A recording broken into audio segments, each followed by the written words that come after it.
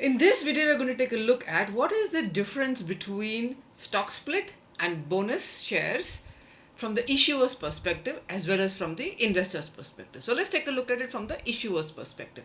As we know, companies issue common stock, equities, shares, etc., whichever country you are and whatever it is called as, to various categories of investors like institutional investors as well as retail investors.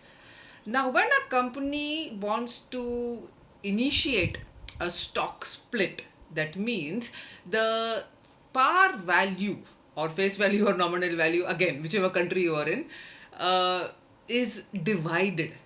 Okay, it is reduced. So that is the meaning of a stock split. Is like literally splitting a stock. Okay, so when a company issues shares to the investors and to its own promoters as well, there are two features of the shares. The first one is the share is having something called as a par value, and then the company charges a premium on top of that par value in order to arrive at the price at which the share is issued to the investors, and thereafter in the secondary markets the shares price discovery takes place by itself. So over here we must understand that the shares that are issued at a particular par value are then split into shares of a lesser par value, and therefore the investors will get a higher number of shares. So from the point of view of the issuer, the following attributes have to be kept in mind. The first point, the par value of the stock is reduced.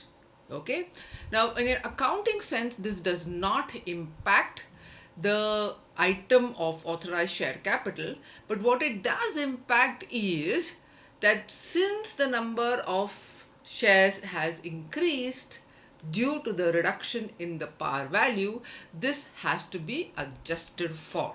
Okay, so from the issuer's perspective, there are two things to be kept in mind. The first one is the par value is reduced. The second one is that the share capital is increased. So why do companies then split the share? Sometimes you find companies have issued shares at very high par values, okay, because of which the market price of the stock is extremely high. You have stocks which have market prices running into literally tens of thousands of rupees, in the US markets, thousands of dollars per share. Now, this kind of high price makes the stock very unattractive to the retail investors. And because it becomes unattractive to the retail investors, we find that the company wants to have a increase in the liquidity of the stock, in the availability of the stock, and therefore they split the stock. So when they split the stock, the par value reduces. When the par value reduces, the market price will adjust for the increase in the number of shares because of this reduction in the par value.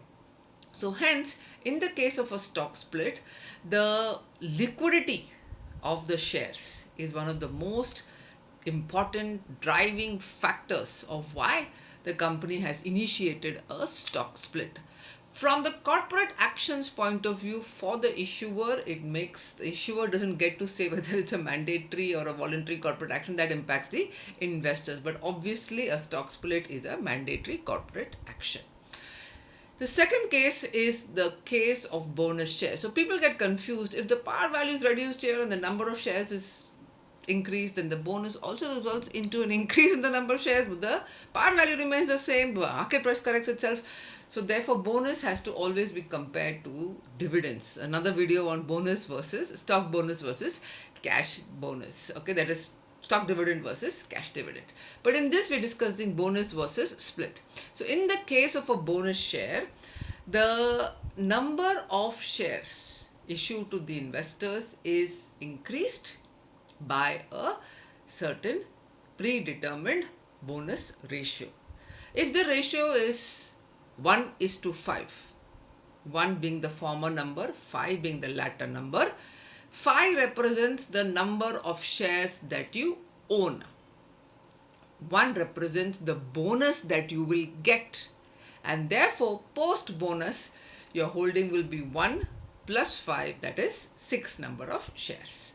Okay, so in the case of a bonus, the focus is on increasing the number of shares. Market price adjusts itself to reflect the excess supply on account of the bonus issue.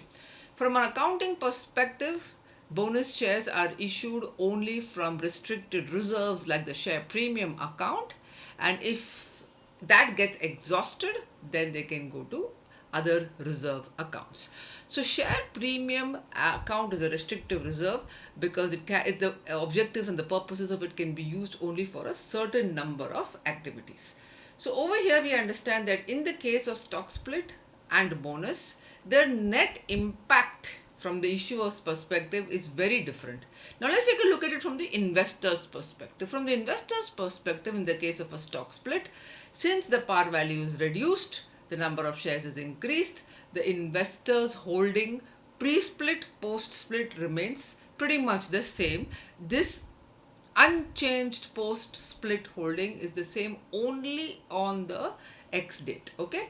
On the other hand, in the case of bonus, the pre-bonus, post-bonus holding remains the same because the investor gets more number of shares and the market price corrects itself. So both of them are mandatory corporate actions initiated by the company in order to create a higher liquidity and increase the number of shares in the market so that larger pool of investors can invest into these stocks. So frankly, it's not right to compare a bonus vis-a-vis a split. A better comparison would be to compare the bonus as a stock dividend versus cash dividend. Another video on the same. Thank you so much for listening in.